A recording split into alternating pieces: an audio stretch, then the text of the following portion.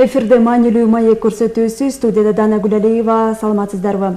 Бүгүнкү көрсөтүүбүздө сот системасындагы аткарылып жаткан акыркы иштер туурасында сөз кылабыз. Ал үчүн биздин меймандар чакырылган атайын. Алар менен тааныштырып өтсөм, Ысык Көл облустук сотунун судьясы Апышев Алмазбек Апышевич жана ошондой эле Каракол шаардык сотунун төрагасы Ниязалиев Самар Анарбекович. Саламатсыздарбы? Кош келипсиздер. Сиздерге алгачкы суроо болсун. 2019-жылдын жыл башынан тартып 1-январдан тартып тактап айтканда жаңы кодекстер мыйзамдуу түрдө күчүнө кирди да. Мунун баягы эмнелер өзгөрдү? Мурункудан эмне айырмачылыктар бар? Кандай өзгөрүштөр болду? Ошолор жөнүндө айтып берсеңиздер. Рахмат, биринчиден чакырып, маекке чакырып, маек куруп аткандарыңызга рахмат. Андан кийин сиз туура айтасыз. Мына соттук укуктук реформанын алкагында бизде Кыргызстанда көп мыйзамдар кабыл алынды. Ал мыйзамдар 2019-жылдын 1-январынан барып келип күчүнө кирди жана азыркы кезде ошол мыйзамдардын негизинде жашап атабыз, ошол мыйзамдарды колдонуп атабыз. Тактап айтсак, жанагы соттук укуктук реформанын алкагында Кыргызстанда көп мыйзамдар кабыл алынды. Мисалы айтып кетсек, жазык кодекси, жазык процессуалдык кодекси, жоруктар жөнүндө кодекси, пробация жөнүндө мыйзам, укук бузуулар жөнүндө кодекси жана башка азыркы заманга талап болгон башка мыйзамдар кабыл алынды. Жана мен жогоруда айтып кеткендей, ошол мыйзамдардын негизинде азыр иш жүргүзүп атабыз. Андан кийин бул өзгөчөлүктөрүн айта турган болсок, өзгөчөлүктөр аябай көп да. Ошол эле жазык кодексин алсак, ошол эле жазык процессуалдык кодексин алсак, жоруктар жөнүндө кодексти алсак, асман менен жерде чоң өзгөрүүлөр болду. Бул өзгөрүүлөрдүн эң негизги себеби мамлекет баягы союздан калган тигил же бул мамилелерди жөнгө салуу ыкмасы өзгөрүлдү да. Мисалы советтик доордо баягы репрессивдик ыкмалар колдонгон да. Азыркы болсо, азыркы кезекте ошол ыкмалардан башка жолго карап, башка гумандуу баягы гуманизм негизинде жаңы мыйзамдар кабылданды. Мисалы ошол азыр айтып көрсөк, жазык кодексин алып көрсөк, жазык кодекс негизинде дагы бизде жоруктар жөнүндө кодекс кабыл алынды. Мисалы жоруктар жөнүндө кодексте мурунку жазык кодексине кирген көп кылмыш деп табылган иш-аракеттер азыр жоруктарга кетти да. Башкача айтканда, анча оор эмес кылмыштардын баары азыр жоруктарга кетти. Андан кийин эми айырмасы, биз айтып атабыз, жазык кодекс негизинде баягы кылмыш жасаган адамдар, эгер алардын жасаган кылмыштары далилденип, сот тарабынан күнөөлүү деп тапсак, ал адамдар соттолгон адамдар деп табылат эле.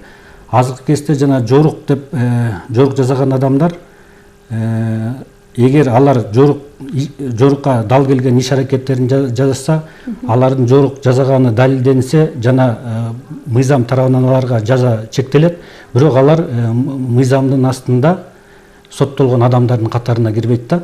Мисалы, мурунку жазык кодексин алып көрөлү. Урдо 164-беренеси бар болчу. Ал жерде жана коомдо көп мындай критикалар болуп атпады эле.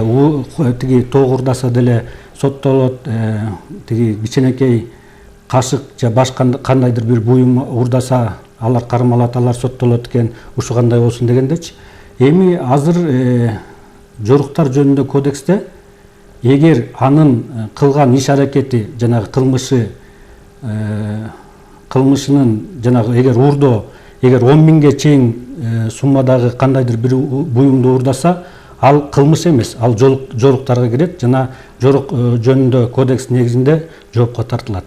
Андан кийин мындай өзгөчөлүктөрү көп да. Андан кийин мен бир эле жерге көп, бир эле мыйзамга көп маани бергим келип атат азыр. Мисалы, бизде пробация жөнүндө мыйзам кабыл алынган. Канчалык керек деген суроого жооп издесек, менин оюмча бул азыркы кезде биздин доорго, биздин заманга жараша эң керектүү мыйзамдардын бири да. Себеби бул пробация. Биз айтып атабыз да, жанагы бизде тилекке каршы көп жерде жанагы презумпция невиновности деген түшүнүк жок болуп атат да. Баягы башкача айтканда эгер адам бирдеке болуп бир кылмышты жасады деп шектелсе ал кармалат. Соттун чечими жок. Ал соттун чечими күчүнө кире элек деле бүт баарыбыз айтып атабыз да бул кылмышкер экен деп. Андан кийин соттолгон адамдарга башкача айтканда шектүүнү биз уже заранее эле күнөөлүү деп таап атсак, күнөөлүү деп соттун чечими менен соттолуп сот жазасынан өтүп кеткен адамга коомдун мамилеси кандай болот? Мына ошондо бизде жанагы айтып атабыз да, негизги жазаны берүү, жазага тартуу бул биринчи кезекте ошол адамдын өзгөрүлүшү, исправление. Башкача айтканда ушул пробация мыйзамынын эң негизги максаты баягы кылмыш жолуна түшүп, кылмыш иш аракеттерин жасап алып соттолгон адамдар же болбосо сотко тартылып аткан адамдарды, биринчи жолу кылмыш жасаган адамдар жөнүндө сөз болуп атат да, анча оор эмес жасаган кылмыштар боюнча айтылып атабыз.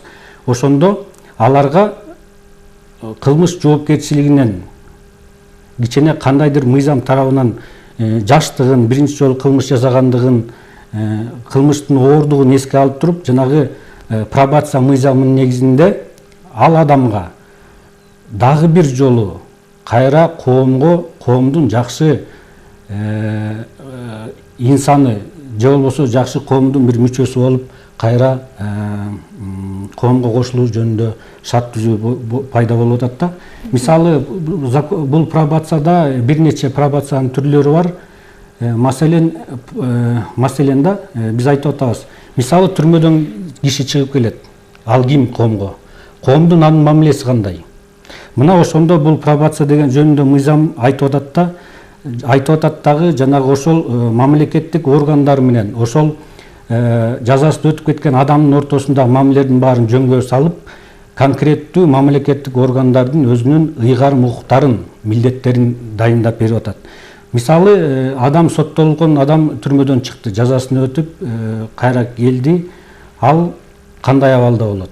Мына ошондо бул пробация жөнүндө мыйзам айтып атат да, жанагы конкреттүү органдарды айыл өкмөттөрүндө, жергиликтүү өкмөттөрдүн баарына милдеттирип, ошол тиги жазасын өтүп кеткен кишиге социалдык жактан, укуктук жактан, психологиялык жактан, баардык жактан ошол кишиге жардам берип, кайра коомдун коомго жакшы инсан катары кирүүсүнө шарттарды түзүп берүү болуп атат да. Бул эми мыйзамдардын көп өзгөчөлүгү бар, бирок менимче ушул өтө кызыктуу, өтө керектүү мыйзамдардын бири, себеби жанагы кылмыш биринчи жолу жасап алган кишилер, баягы биринчи жолу кылмыш жолуна түшүп жасап алган адамдарды кайра кылмыш жолуна түшпөш үчүн, кайра ушул коомдун инсаны болуп катары кирүүсүнө жакшы өбөлгө түзүлө турган мыйзамдардын бири деп ойлойм да. Ал эми ушул айтып атасыздар, баягы бир нече өзгөрүүлөр болду депчи. Айрым учурларда баягы кылмыш эмес, жорук болуп катары саналып калды депчи. Анан жаңы өзгөргөн мыйзамдын негизинде мисалы бир соттолгон адамдын иши кайра каралышы мүмкүнбү? Ушул каралып жатабы же кандай болот ушул жагы? Чындыгында 2019-жылдын 1-январынан баштап жогоруда аталып кеткен жаңы жазык тармагындагы мыйзамдар күчүнө кирди. Бул ушул эле мыйзам менен кошо дагы бир мыйзам кабыл алынган. Бул ушул кабыл алынган мыйзамдарды күчүнө киргизүү жөнүндө. Ошол мыйзамдын негизинде мурдагы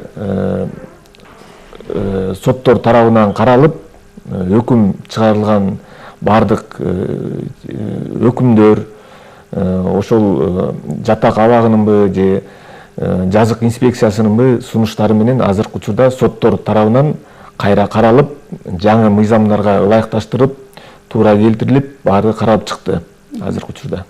Дагы кошумча кетейин, мисалы бул 21 январь 2019-жылдары айтып атпайбыз, жаңы мыйзамдар келди, ошол эле жазык кодекс кабыл алынды депчи. Жана коллегам айтып кеткендей, ошо мыйзамдарды күчүнө киргизүү жөнүндө мыйзамдын негизинде мисалы 1 январдан баштап, жанагы сиз как раз суроо берип калдыңыз, соттолгон адамдардын тагдыры боюнчачы кандай болот депчи. Ошондо мен жана жогоруда айтып кетпедимби, жана көп мурунку кодексте кылмыш деген кылмыштын түшүнүгүнө, кылмыштын катарына кирген көп кыймыл иш аракеттери кийин жорукка кетти деп атпайбызбы? Ошондо тиги жерлерде өздөрүнүн жазаларын өткөрүп жаткан соттолуучулар сотко жаңы ачылган жагдайлардын негизинде кайрылып, өзүнүн кылмыш иштерин кайра жаңы мыйзамдын негизинде карап берүү деген өтүнүчтөр менен кайрылып атты. Бул өтүнүчтөр райондук сотторго, бул өтүнүчтөр областтык, шаардык сотторго кайрылып атты. Бул ошондой эле өтүнүчтөр менен жогорку сотторго кайрылып атты. Ошондо биз алардын арызын, алардын жаза өтүп аткан администрациянын өтүнмөлөрүнүн негизинде карап, эгер алардын жасаган кылмыш аракеттери канчалык жаңы мыйзамдарга дал келет, канчалык жаңы мыйзамдар аларга жеңилдик берет. Эгер жеңилдик берсе, алардын жазаларын төмөндөтүп, кээ бирөөнү жаңы ачылган жагдайлардын негизинде иштерин карап, тиги жаза өтүп жаткан жерлеринен бошоткон соттолуучулар көп болду да. Себеби ошол эле карап көрсөк, жанагы скотократство, мал уурдоо статьясы азыр жок. Ошол эле жанагы жазык кодексинде жанагы айтып атпайм, өзгөчөлүктөр көп. Анан кийин конкретно суроо болсо алардын баарын айтып берүүгө аракет кылабыз. Мисалы, рецидив деген түшүнүк жок. Мурда бир нече жолу соттолгон адам тарабынан уурдоолук дагы кылмыш жасалган, жана башкача айтканда рецидив жок. Андан кийин мурда ушундай эле кылмыш иши аракети жасалган деген түшүнүктөр жок да. Мисалы, жана биринчи айтып кетпедим, жана уурлук депчи. Мисалы, мурунку кодексте 164 беренесинин 4 бөлүгү болчу. Бул уурлук. Башкача айтканда, мурда бир нече жолу башка адамдардын мүлкүн уурдап, кайра кармалып, кайра кылмыш ишин жасаса, башкача айтканда уурлук кылса, анын санкциясы бир нече оор болчу да. Башкача айтканда, мына ошондой адамдардын дагы кылмыш иштерин карадык. Жогоруда айтып эткендей, көп адамдар жаңы мыйзамдын алкагында жаза өтөө жерлеринен бошотулду. Мунун баары как раз жанагы соттук укуктук реформалар негизинде кабыл алгандардын мыйзамдардын негизинде болду. Чоң рахмат, толук кандуу жооп болду окшойт. Үстүбүздөгү 2019 жыл региондорду өнүктүрүү жана санариптештирүү жылы деп жарыяланып, анын алкагында бардык тармактарда бир топ иш-чаралар жүрүп келип атат. Мына ушул негизи азыркы учурда облустта болобу, өлкөдө болобу, бардык тармактар санариптештирүүгө көбүрөөк басым жасап атышат да. Анан сиздердин жамаатта, сиздер сот жаатында деги эле сот системасында бул багытта кандай иштер жасалып жатат? Бул санариптештирүү боюнча айтып кетсек, 2019 жылдын 1-январынан баштап бизде сот биринчи инстанция, экинчи жогорку сотто автоматташтырылган маалымат тутуму иштей баштады соттун. Бул системанын айырмачылыгы, мисалы, мурда сотко кайрылган адамдын иштери бардыгы кагаз түрүндө толтурулуп, журналдарга карточкалар ачылчу. Азыр болсо ошол кайрылган адамдын бардык маалыматтары, арыз доосу бардыгы ошол автоматташтырылган маалымат системасына кирет. Андан кийин бул ушул эле системанын ичинде иштерди автоматтык түрдө бөлүштүрүү судьялардын арасында ал каралган. Мындан тышкары система менен электрондук архив дагы каралган. Бул биринчиден ошол иштерди автоматтык түрдө каттап, кийин отчет, андан кийин бир эле учурда ошол иштердин архиви түзүлөт да. Бул автоматташтырылган система азыркы учурда, мисалы, каттоо кызматынын ошондой эле автоматташтырылган системасы менен бириктирилип атат. Ошондо биз соттор каттоо системасынын маалыматына да ээ болобуз. Мындан тышкары жана айтылып кеткен жазык процессуалдык кодекс менен азыр кылмыштарды жана жоруктарды бирдиктүү реестри киргизилген. Ошол боюнча дагы азыр иштер жүргүзүлүп, ошол система менен бир тутумга бириктирилип жатат да бул система азыр. Андан тышкары азыркы учурда бардык соттук отурумдар аудио жазуу жүргүзүлүп атат.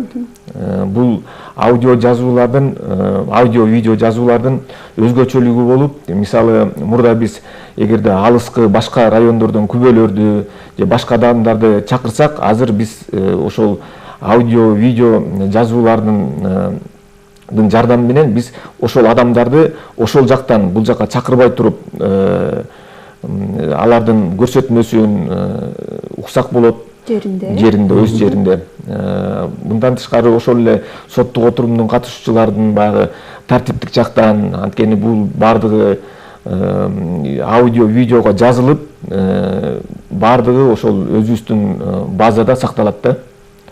Азыркы убакта бул боюнча азыр көптөгөн соттордо уже соттук отурум залдарына орнотулду бул система. Азыр ошол боюнча азыр иш алып баратабыз. Толук эмес, бирок көпчүлүк. Кайрадан эле жаңыртылган жаңы мыйзамдардын өзгөчөлүгү жөнүндө айтсак, могу азыркы учурда өлкөбүздө, анын ичинен облус ичинде дагы өспүрүмдөр арасындагы кылмыштуулуктун саны өсүп жатат. Бул багытта баягы өспүрүмдөрдүн жазык жоопкерчилиги жөнүндө өзгөчөлүктөр кирдиби? Бул жаш өспүрүмдөрдүн жоопкерчилиги боюнча Кыргыз Республикасынын жазык кодексинде, жазык процесстик кодексинде өзүнчө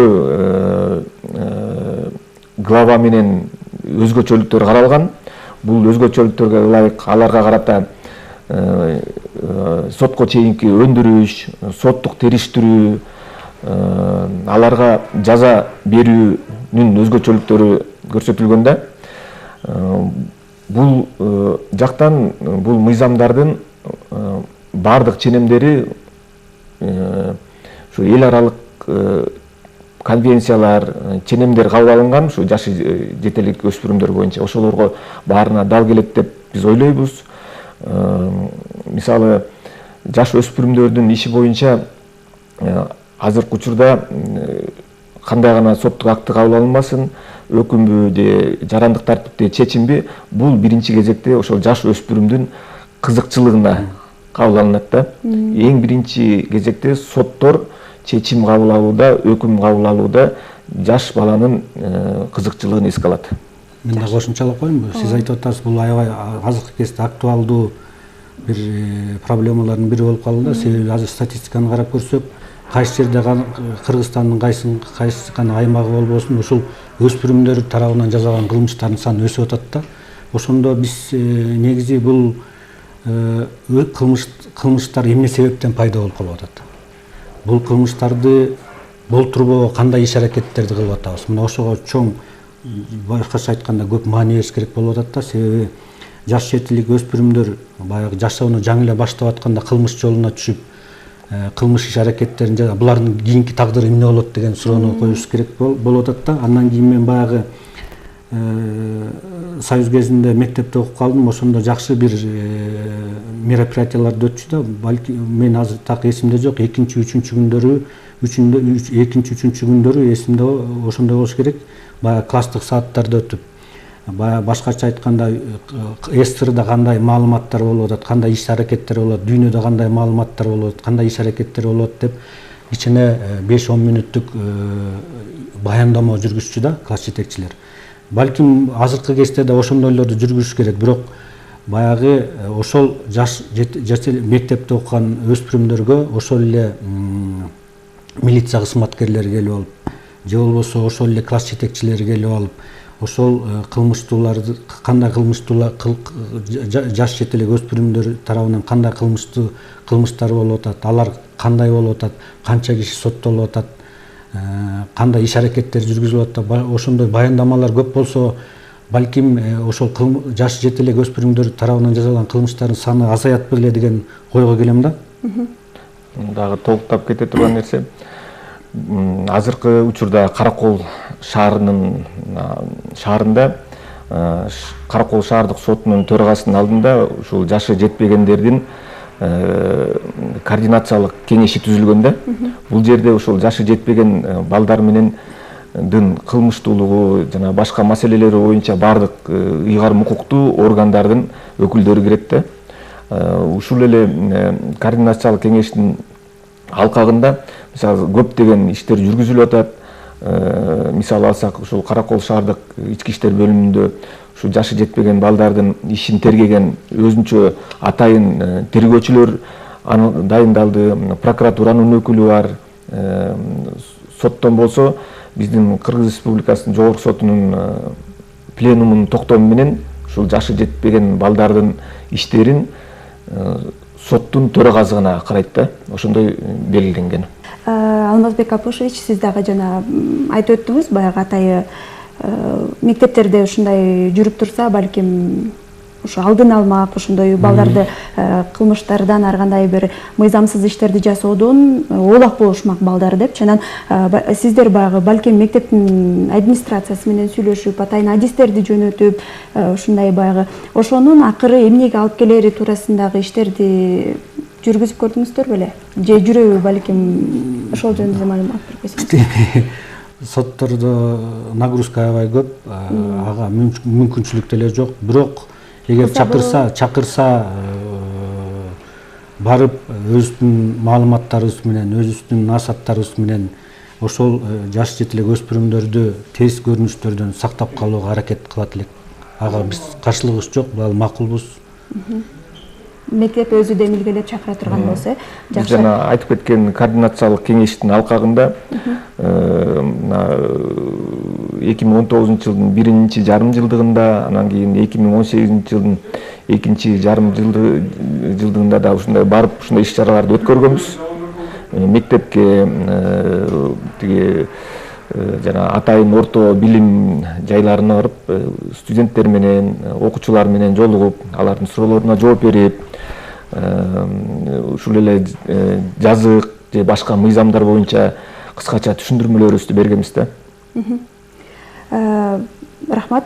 Дагы бир суроо, бул азыркы учурда баягы өлкөдөгү чоң бир көйгөй, биздин өлкөдө эле эмес, бул дүйнөлүк проблема болуш керек, коррупция маселеси да. Дал ушул маселе жана башка терс көрүнүштөрдү алдын алууда сиздердин көрүп жаткан аракеттериңиздер? Эми бул аракеттер ар бир ишкана мекемелеринде жүргүзүлүп атат. Мисалы биз сот системаларында деле ошол чогулуштарды өткөрүп, бул терс көрүнүштөр боюнча маалымат берип, аларды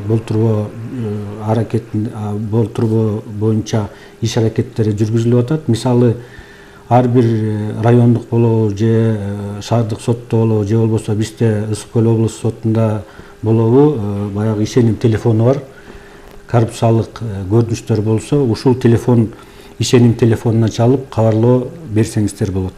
Жана коррупция жана ошондой эле кызматтык кылмыштар жана кызмат абалынан кыянаттык менен пайдалануу, пара талап кылуу боюнча иштерди жасаган адам кандай баягы жазага тартылат? Коррупциялык жана кызматтык кылмыштар бул негизинен ушул жазык кодекси боюнча оор, өзгөчө оор кылмыштардын катарына киргизилген. Бул жерде эми жазалары бул жерде ар кандай болот, эркиндигинен ажыратуу жазасынан баштап ири өлчөмдөгү айып пул салуу менен жаза көрсөтүлгөн мыйзамда. Сиздерге баягы сот системасына көпчүлүк баягы коомчулукта көп айтылат, ушундай пара сунуштаган учурлар кездешеби? Ал учурда эмне кыласыздар? Эми жумушта эмес, эми пара берген учурлар болгон жок, сунуштаган учурлар болгон жок. Болгон эмес, сизде дагы толуктоо жок.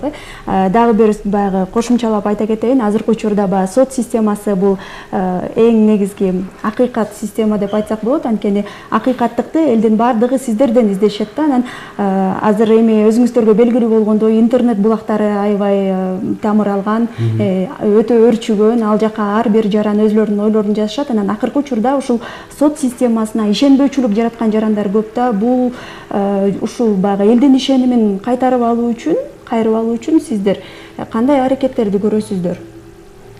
Эми бизде бир эле аракет, бизде мыйзам негизинде, конституциянын негизинде сот акыйкат адилеттүүлүгүн жүргүзүү бул сотторго, сиз туура айтасыз, сотторго жүктөлгөн.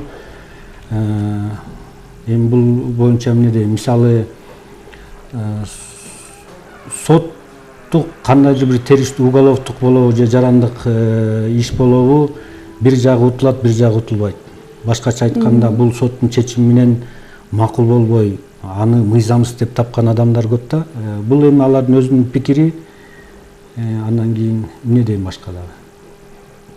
Эми бул жөнүндө токтолуп кетсек, мисалы айтылып кетпедиби, бул соттук иштерде дайыма эки тарап бар деп.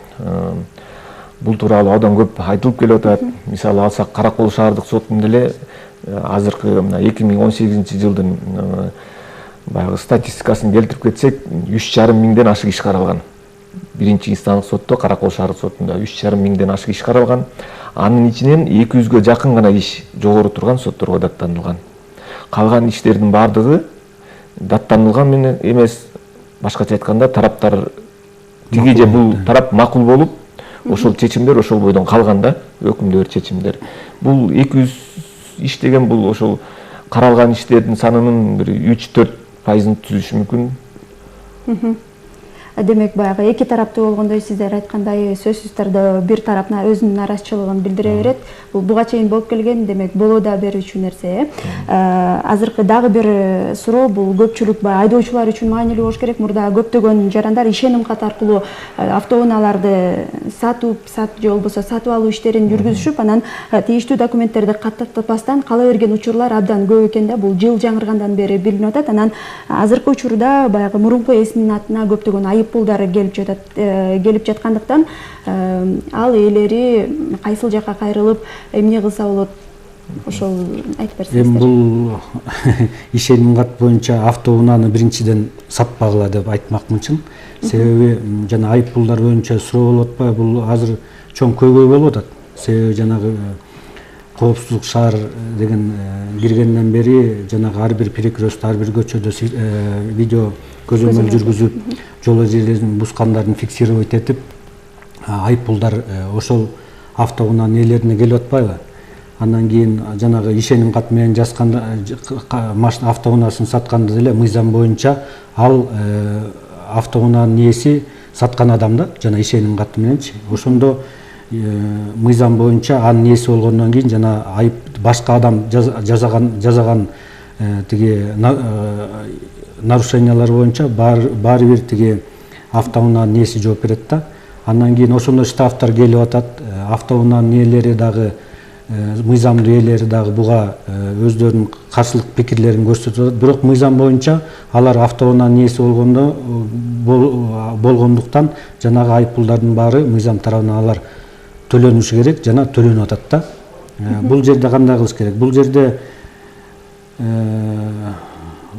эгер жанагындай болсо, анда жанагы ишеним кат менен сатып алган адамды табыш керек дагы, өзүнө автоунааны өзүнө оформлять ettирип алганга мажбурлаш эле керек болуп калат. Башка мындай выход деле жокко деп ойлойм да бул жерде.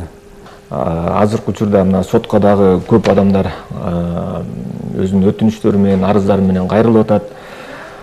Биз эми кошумчалап кете турганыбыз, мындай талаштар жарандык тартипте каралышы мүмкүн, бирок ошол ушундай маселеси бар адамдарга мен сунуштайт элем. Биринчиден жанагы 7 жылдап, 10 жылдап, 20 жылдап ошол автоунааны сатып алып, бирок азыр ээсин таппай жүргөн адамдар көп. Бул боюнча өзүнүн тийиштүү ошол мүлккө ачык, дайыма ээ болуп жүргөндүгү жөнүндө тийиштүү документтерди чогултуп, тийиштүү адвокаттар менен консультация алып, анан кийин сотко кайрылса болот. Бирок Кыргыз Республикасынын жарандык процессуалдык кодексинде көрсөтүлгөн негизги доо арыздар бул ошол жоопкердин жашаган жери боюнча берилет депчи. Ошонун баардыгын тактап, адвокат менен макулдашып, тийиштүү сотко кайрылса, бул мындай талаштар каралышы мүмкүн. Чоң рахмат. Анан кийин мен кошумчалап кетели, жанагы эгер жанагы ишеним кат менен, мисалы мен сатсам, ишеним кат менен башка бирөө сатып алса, анда аны таап, ага жанагы айыппулдарды төлөтүү боюнча маселесин койсо болот да, бирок тилекке каршы азыр колдон колго өтүп кетип атпайбы? мисалы мурун тиги ишеним каты негизинде айдаганга укугу бар эле, то есть милдеттүү эле. Азыр болсо ишеним каты жок эле, техпаспортуң болсоң, правоң болсо любой машинаны эле айдап кете бересиң да. Ошон үчүн жанагы колдон колго өтүп кеткен машиналардын ээсин табуу азыр чоң көйгөй жаралып атат. Бул боюнча азыр май кызматкерлери да иштеп атат да, бул проблеманы жокко чыгарууга аракетин көрүп атышат. Чоң рахмат, сиздерде болду. Толуктооңуздар жок эсиңиздерге сала кетсек, быйыл Кыргыз Республикасынын сот системасынын түзүлгөндүгүнө 95 жыл толгон экен. Дал ушул баягы дата менен сиздерди дагы куттуктап өтөлүк. Сиздерге ыраазычылык билдиребиз. Студиябызга келип, ар бир жаран кайдыгер калбаган, баягы ичинде жүргөн же болбосо кызыктар болгон суроолорго сиздер жооп кайтарып кеттиңиздер. Ишиңиздерге ийгилик болсун. Сиздердин эсиңиздерге сала кетсек, маанилүү маек көрсөтүүсүндө Ысык Көл облустук сотунун судьясы Апышев Алмазбек Апышевич жана ошондой эле Кара Кол шаардык сотунун төрагасы Ниязалиев Самар Анарбекович болду. Сиздерге чоң рахмат. Биз болсо көрсөтүүбүздү жыйынтыктайбыз, урматтуу телекөрүүчүлөр. Кайрадан кийинки эфирлерде, кийинки көрсөтүүдө амандашканча саламатта туруңуздар.